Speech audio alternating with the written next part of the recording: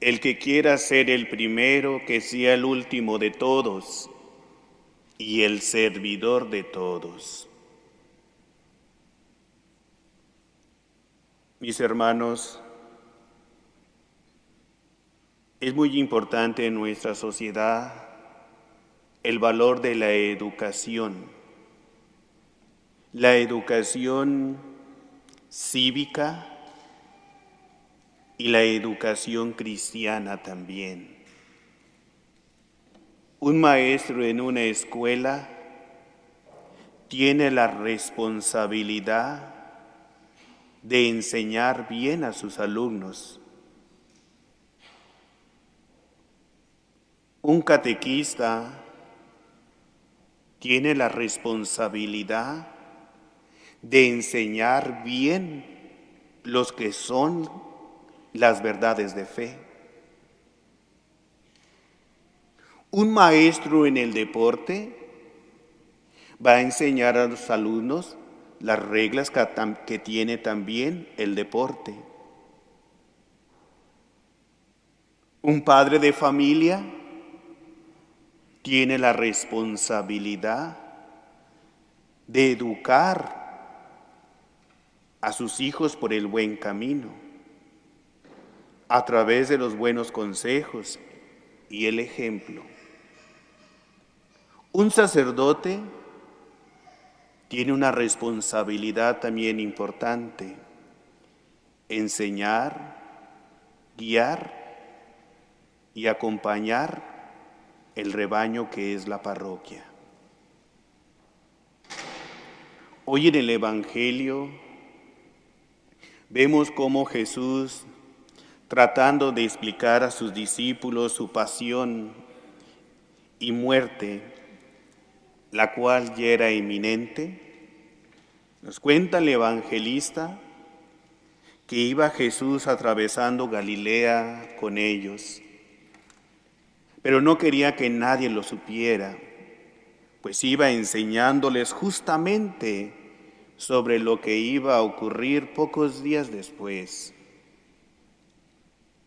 Por cierto, el Señor, cada vez que hablaba de su muerte, también hablaba de su resurrección. Pero los discípulos no querían entender.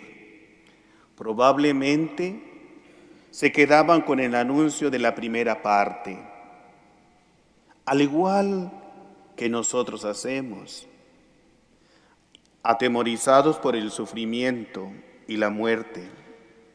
Ni se daban cuenta del triunfo final, la victoria, la resurrección. De tal forma huían los apóstoles del tema que Jesús quería tratar con ellos, que según nos cuenta el Evangelio, se pusieron a hablar sin que Jesús los oyera, sobre quién de ellos era el más importante. ¿Cuán lejos puede llevarnos esa mentalidad del mundo que nos hace huir de la cruz que Jesús nos ofrece? Miremos a los apóstoles, los más allegados al Señor, ante un asunto tan serio y delicado, tan necesario de comprender y de aceptar. Ellos usan la evasión y llegan al extremo de cambiar el tema por discutir sobre quién sería el primero cuando Jesús ya no estuviera. Caminando al lado de Jesús, a quien ya no tendrían con ellos por mucho más tiempo, hacen todo lo contrario a lo que Él les enseñó. Dan entrada al orgullo, a las rivalidades y a las envidias. Con esos pensamientos y ocultas conversaciones, hubieran podido llegar a cualquier desorden y a toda clase de obras malas. Es precisamente lo que nos advierte el apóstol Santiago en la segunda lectura, la cual vale la pena detallar, porque con frecuencia caemos en estos desórdenes que nos habla Santiago.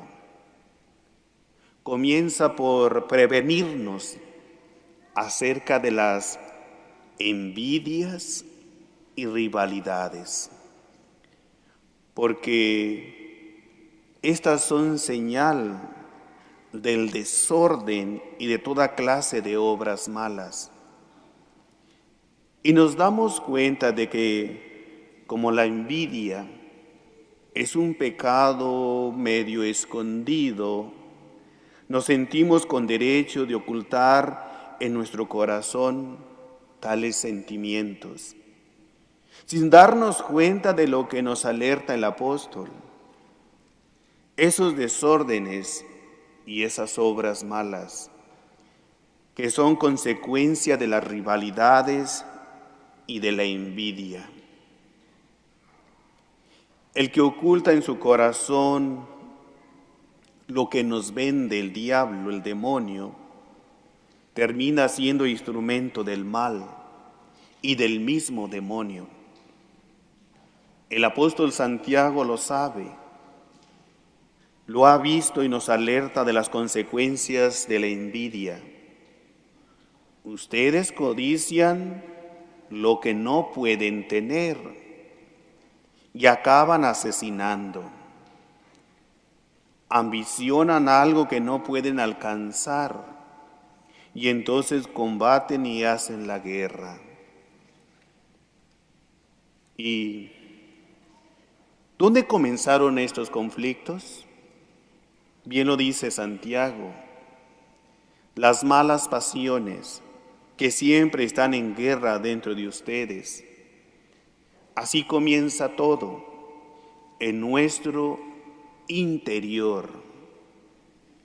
En cambio, nos dice Santiago, el que tiene la sabiduría que viene de Dios son puros ante todo.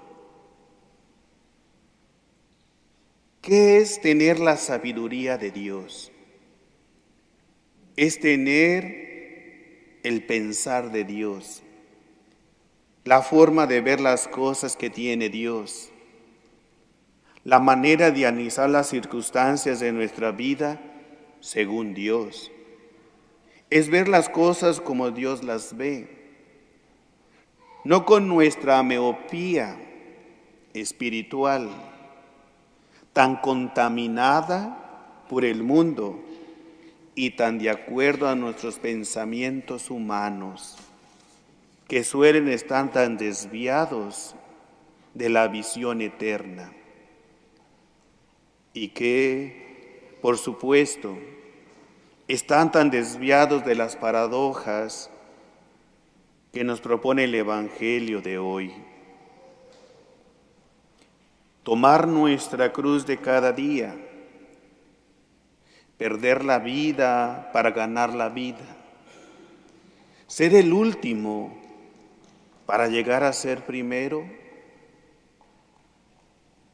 A veces no alcanzamos nosotros a entender, o ser pequeño, sencillo y confiado como los niños. Los sabios, según Dios, no son el mundo, son también puros. ¿Y qué es pureza de corazón? Es no anidar en nuestro corazón pensamientos y sentimientos contrarios a la sabiduría divina. Es tener rectitud de intención. Lo que hago, lo hago porque así debe de ser, porque así Dios lo quiere. No por ser popular o aceptado, no por ser reconocido y quedar bien. Es también tener lo que se ha dado por llamar honestidad mental. Los que así se comportan son entonces amantes de la paz, comprensivos, dóciles, están llenos de misericordia y de buenos frutos. Son imparciales y sinceros.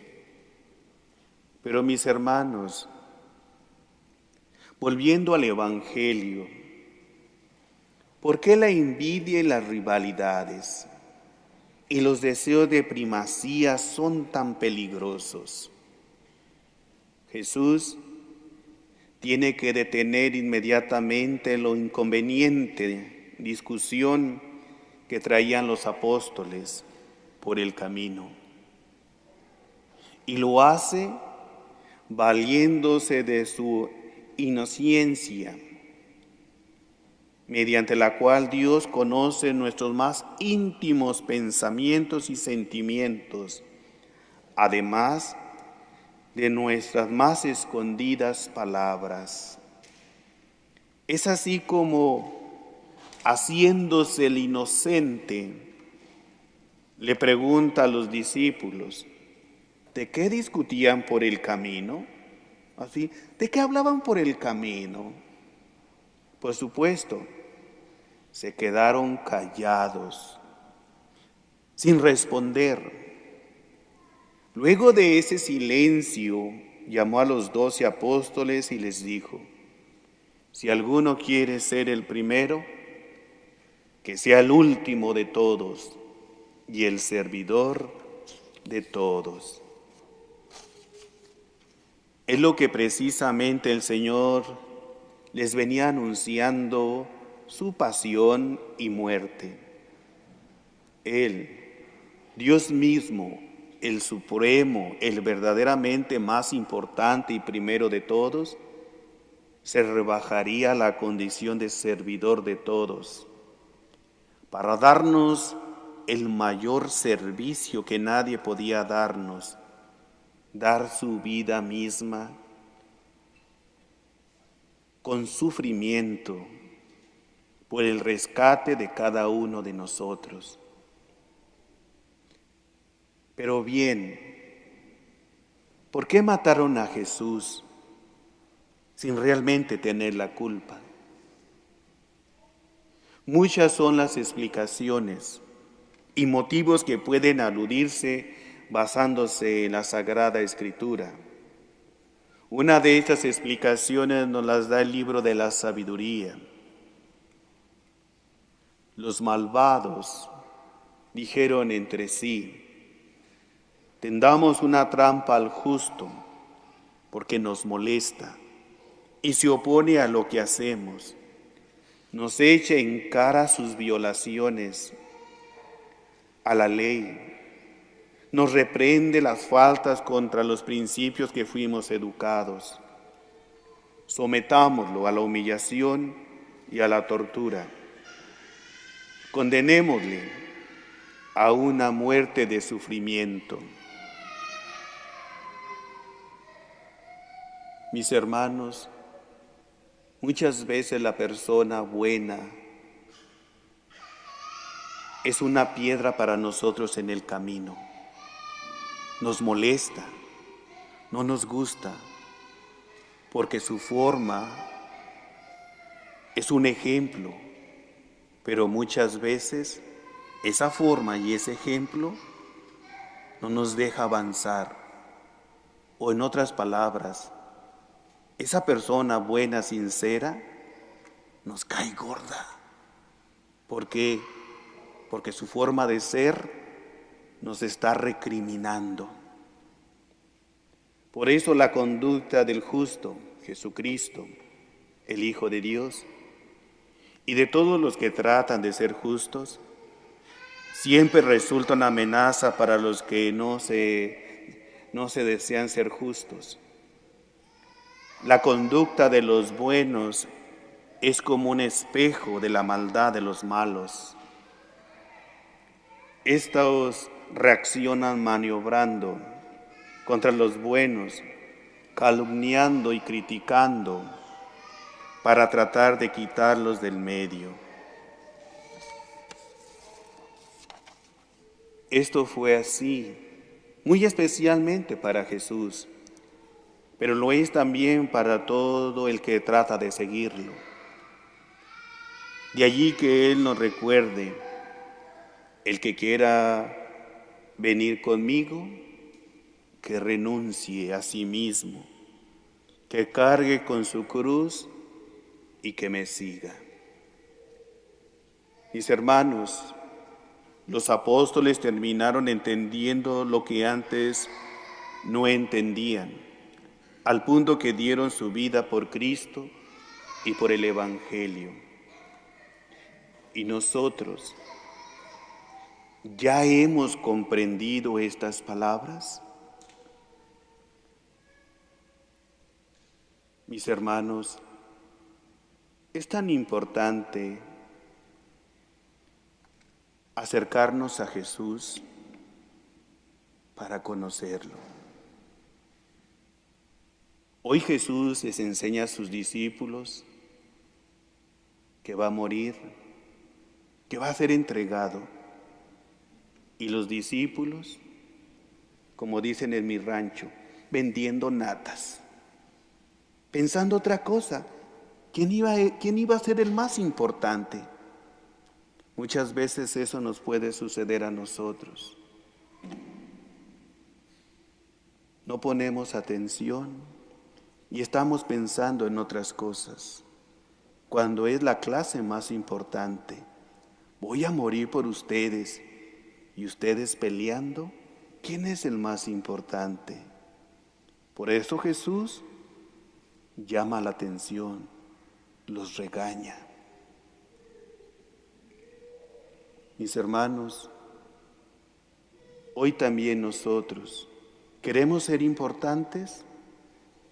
No busques el puesto, ser el servidor de los demás, y llegarás a ser el más grande.